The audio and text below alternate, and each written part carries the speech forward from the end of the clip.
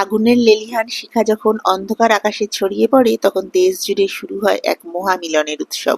আমাদের বাংলার ন্যাড়াপোড়া আর ভারতবর্ষের অন্যান্য প্রান্তে হোলিকা দহন, দুটোরই মূল সুর কিন্তু একটাই। তাই নাম আলাদা হলেও উদ্দেশ্য কিন্তু একটাই, অশুভ শক্তির বিনাশ ঘটিয়ে শুভ শক্তির আহ্বান। এবছর দোলের আগের দিন চন্দ্রগ্রহণ হওয়ায় একটা দিন আগেই হোলিকা দহন হয়ে গেল। আমাদের সোসাইটির মূলত বাচ্চারাই এটা অ্যারেঞ্জ করে থাকে। বাচ্চাগুলো সেই বিকেল থেকে গাছের ডাল, শুকনো পাতা সমস্ত কিছু জোগাড় করেছে, আর এখন বড়দের সহযোগিতায় জ্বলে উঠেছে হোলিকা দহনের আগুন। বাচ্চাগুলোর কাছে এটা তো কোনো প্রথা নয়, ওদের কাছে হচ্ছে সব খারাপ জিনিস সরে গিয়ে ভালো জিনিসের জয়ের একটা যেন জীবন্ত রূপকথা। আমরা এখানে বিভিন্ন সংস্কৃতির মানুষ একসাথে থাকি, আর বিভিন্ন সংস্কৃতি যখন একসাথে মিলেমিশে আসে তখন রীতিনীতিতে কিছু তো পার্থক্য থাকেই।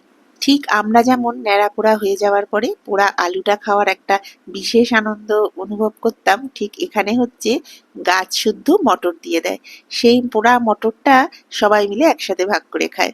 আর এই হোলিকা দহনের আরো একটা গুরুত্বপূর্ণ অংশ হচ্ছে জল অর্পণ। বিশ্বাস করা হয় আগুনের শিখা যেমন সমস্ত অশুভকে দূর করে দেবে, ঠিক সেভাবেই জল আমাদের জীবনে মনে শান্তি শীতলতা নিয়ে আসবে। বৈচিত্র্যের মধ্যেই লুকিয়ে রয়েছে আমাদের একতা, তাই সংস্কৃতি আলাদা হলেও উৎসবের ভাষা কিন্তু একটাই।